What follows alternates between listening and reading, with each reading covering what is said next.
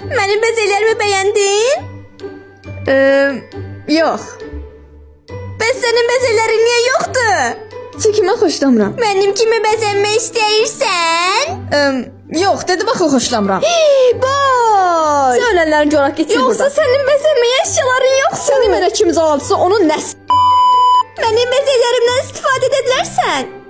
Çox sağ ol, amma yox. Yok, hakikaten yoklamağını istedim. Sən pox yeyirsən. Çok geçe görüneceğine emin olabilirsin. İstəmirəm dedim, qalmırsan?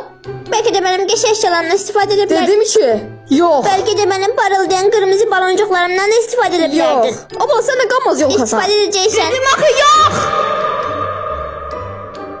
Bu ne sen?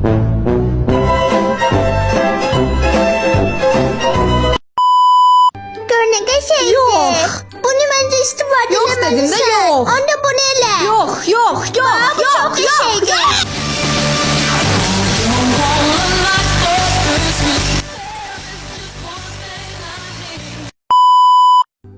Sen diğer yolkalardan daha geçiyor olmuşsan. Hey, bir dəqiqə, sırasız sən oldu.